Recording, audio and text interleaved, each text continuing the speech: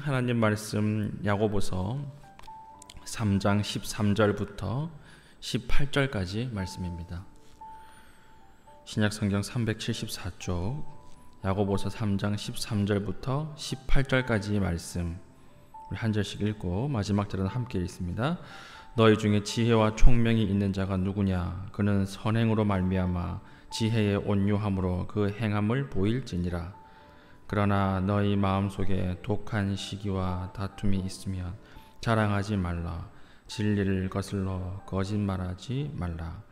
이러한 지혜는 위로부터 내려온 것이 아니요 땅 위의 것이요 정욕의 것이요 귀신의 것이니, 시기와 다툼이 있는 곳에는 혼란과 모든 악한 일이 있음이라. 오직 위로부터 난 지혜는 첫째 성결하고, 다음에 화평하고, 관용하고, 양순하며 긍휼과 선한 열매가 가득하고, 편견과 거짓이 없나니, 화평하게 하는 자들은 화평으로 심어 의의 열매를 거두느니라. 아멘. 우리가 살다 보면은 내가 어떤 지혜를 가지고 행한다고 했는데 그 최악의 경우로 가는 경우가 많이 있습니다. 우리가 살 때 반드시 필요한 것이 지혜라고 하는 것인데요, 이 지혜라고 하는 것은 모든 사람이 다 지혜롭게 행동한다고 생각하지만 마지막 결론을 보면 그렇지 않은 경우가 많이 있습니다. 지혜는 얼마나 많이 가지고 있는가가 중요한 것이 아니라 지혜의 본질이 무엇이냐, 그 지혜가 어디로부터 온 것이냐, 지혜의 출처가 더 중요하다라고 하는 것입니다.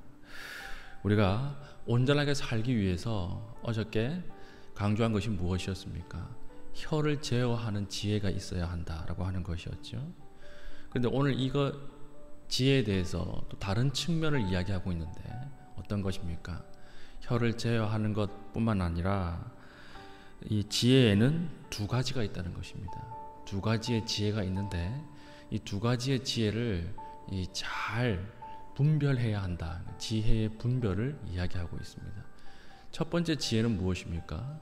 첫 번째 지혜는 하늘로부터 오는 지혜가 있다 그래요.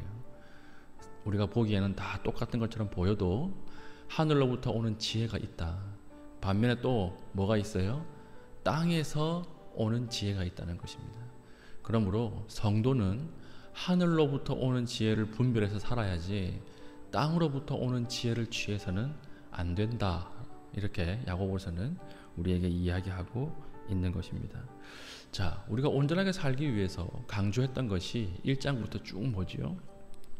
시련을 참고 기뻐하는 것이 하나님 앞에 좋다라고 하는 것이죠. 그리고 어떤 경우에 있어서라도 하나님을 신뢰하라. 그리고 하나님을 살아가면서 입술을 제어해야 한다. 그리고 오늘은 하늘로부터 오는 지혜를 붙잡으라. 이렇게 이야기하고 있습니다. 그리고 읽었던 본문 3장 13절 보십시오. 너희 중에 지혜와 총명이 있는 자가 누구냐? 그는 선행으로 말미암아 지혜의 온유함으로 그 행함을 보일지니라.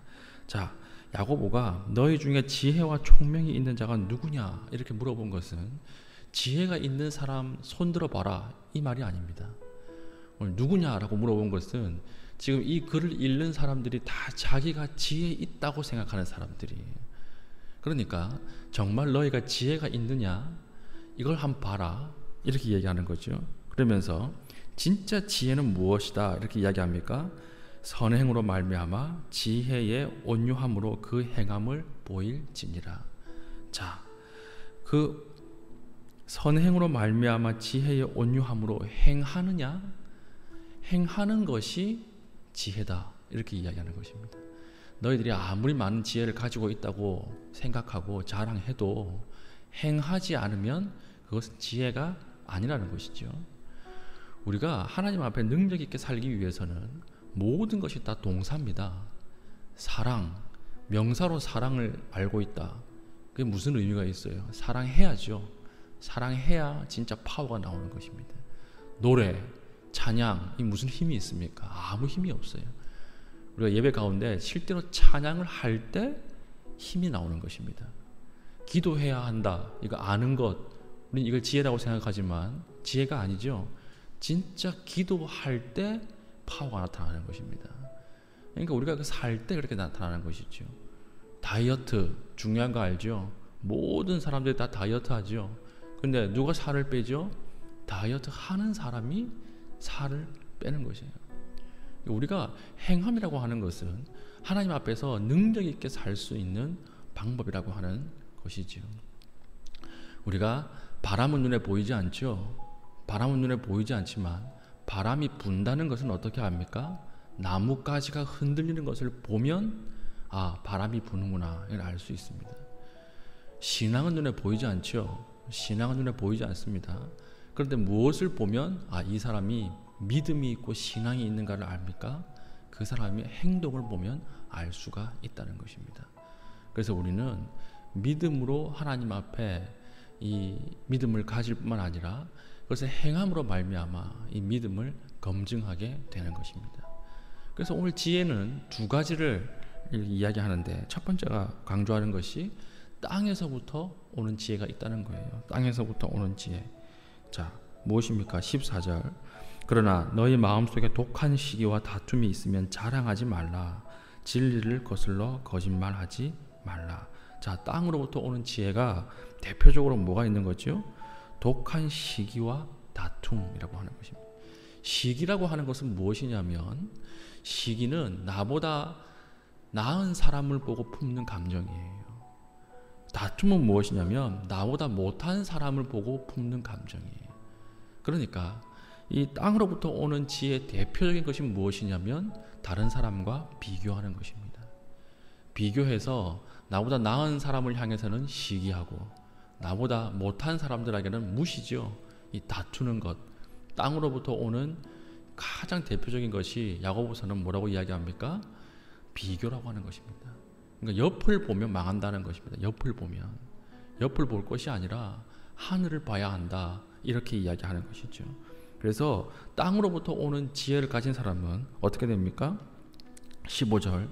이러한 지혜는 위로부터 내려온 것이 아니요 땅 위의 것이요 정욕의 것이요 귀신의 것이니 시기와 다툼이 있는 곳에는 혼란과 모든 악한 일이 있음이라.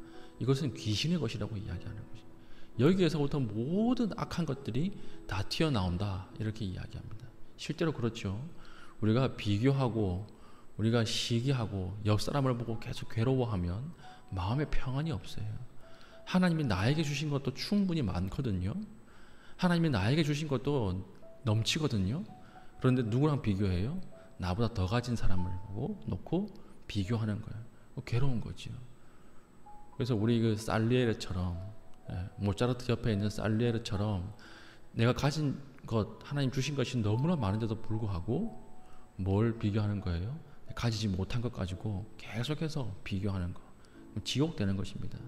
이게 땅에서부터 오는 지혜다라고 이야기하는데 하늘에서 오는 지혜는 무엇이냐? 하늘의 지혜의 목록이 17절부터 쭉 나와 있어요. 오직 위로부터 난 지혜는 첫째 성결하고 그랬죠. 성결하고 성결하다라고 하는 것은 거룩하고 분리되었다는 뜻입니다. 하나님은 우리에게 돈 많이 벌어라, 기도 열심히 해라 이것을 강조하지 않습니다. 예배 빠지지 마라 이걸 강조하지 않습니다. 무엇을 강조하세요? 성결하라 이렇게 이야기해요. 구별되어라, 분리되어라 이렇게 이야기하고 있는 것입니다. 하나님 마지막 날 오실 때 누굴 찾으실까요? 구별되어 있는 사람을 찾으십니다.